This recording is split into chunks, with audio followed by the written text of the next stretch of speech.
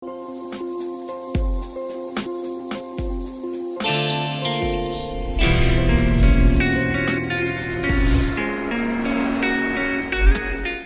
अजब अनोखा प्यारा चिड़ियों का स्कूल।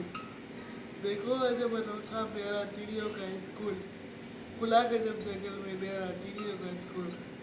तो जी हाँ दर्शकों, मैं अनमोल आज आपका दोस्त, आपका होस्ट स्वागत करता हूँ आप सबकी यूट्यूब चैनल ट्रैवल वाली अरमा पर।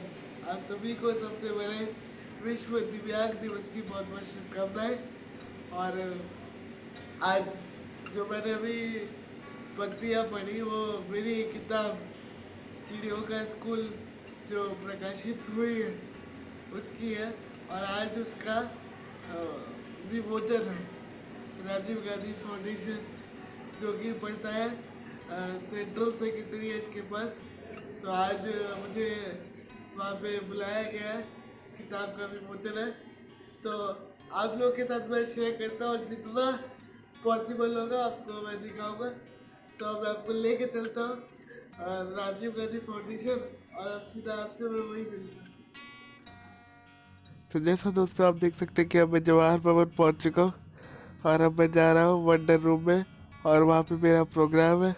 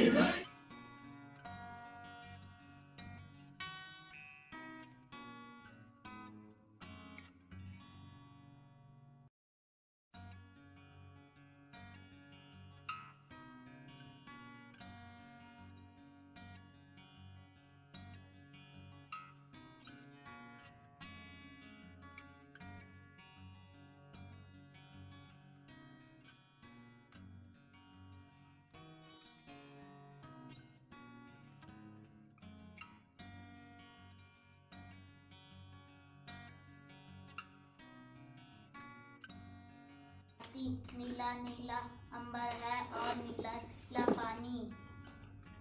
आसमान में उड़ती चिड़िया कहती नहीं। घर बैठे हुए बोर हो गया थे तो मोबाइल लंबी चौड़ी बात करूँगा, कर नंबर डायल। मम्मी तो घर के कामों में व्यस्त रहती हैं। मम्मी तो घर के कामों में व्यस्त रहती हैं। ऑनलाइन कक्षा से दीदी पस्त रहती है। मम्मी तो घर के कामों में व्यस्त रहती हैं। ऑनलाइन कक्षा से दीदी पस्त रहती है। अर्जी अपनी मोबाइल की कहाँ करूँ फाइल। घर बैठे हुए बोर हो गया, दे दो मोबाइल। देश मेरा क्या कहूँ मैं किरण कन्हैया का मन जैसी जोश तुम्हारी तुमसे है, तुमसे ही प्रकाश, तुमसे सारे तुमसे आता।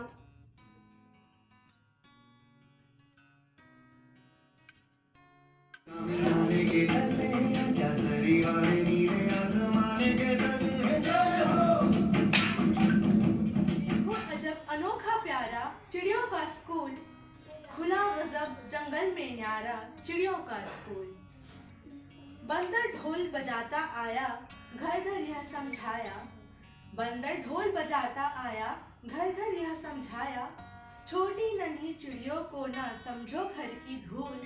देखो अजब अनोखा प्यारा चिड़ियों का स्कूल। सुनाने जा रहा हूँ, वोट दे दो।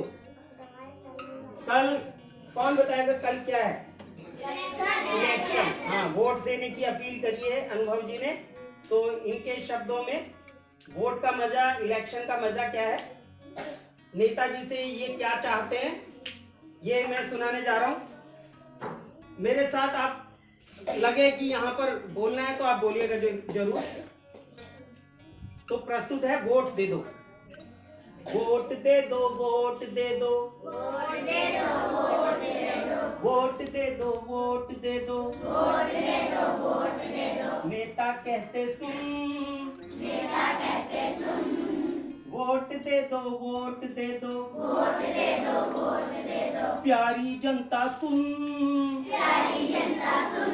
एक पैराग्राफ किया है उसमें से। मेरा बचपन मेरी माँ और नानी की गोद में बीता।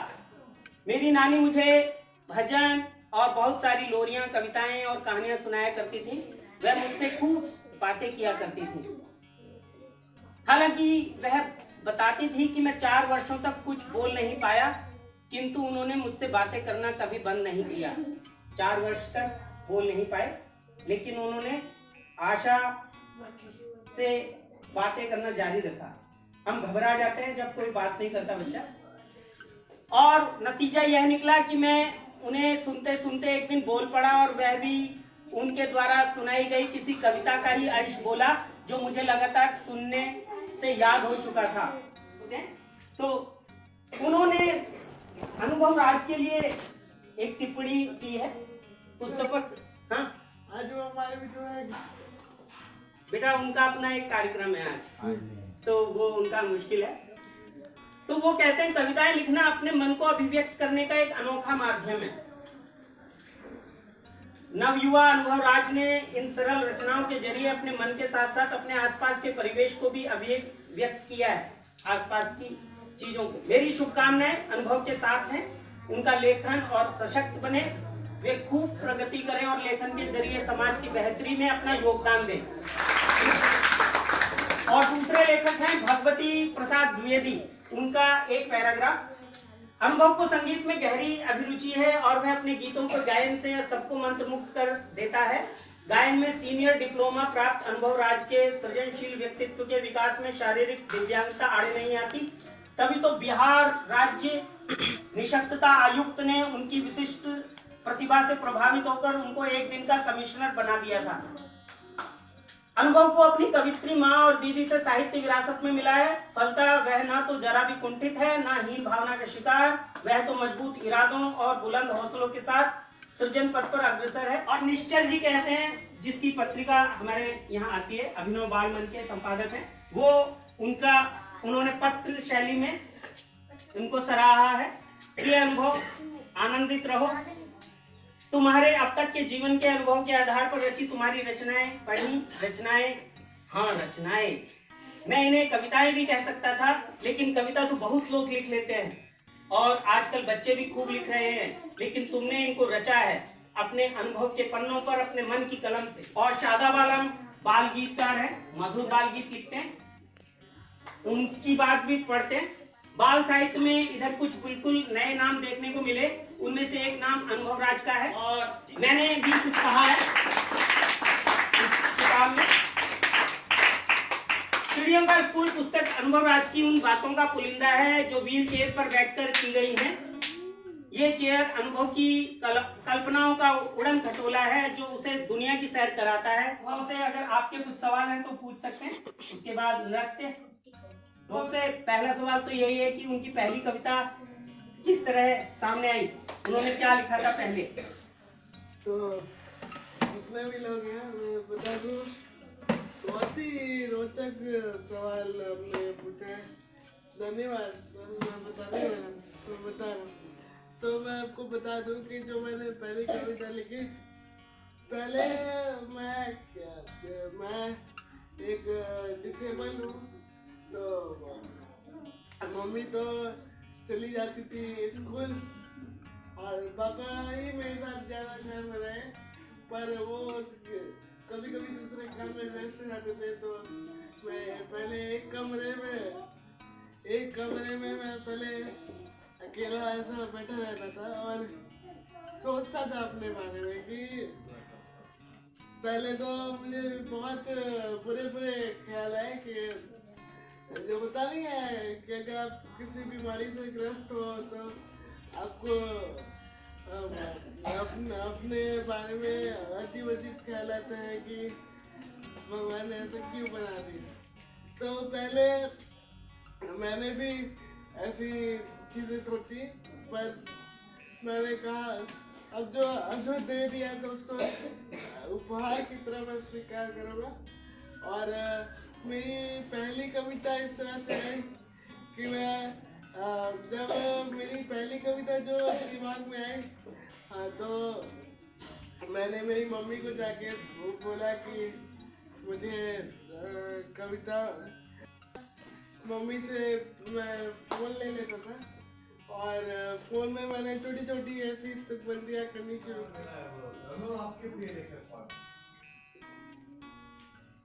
सर, बहुत अच्छा सवाल आपने मुझे। प्रिय लेखक, देखिए सर, मैं बता रहा हूँ, मैंने दुष्यंत कुमार को पढ़ा है, मैंने निराला को पढ़ा है, मैंने पीयूष मिश्रा को पढ़ा है, लेकिन जो मेरे सबसे प्रिय लेखक है वो निराला जी, क्योंकि मैं उनको पढ़ता गया। और सर मैं बताऊँ, मुझे वीर रस वाली कविताएं लिखनी ज़्यादा पसंद आती है।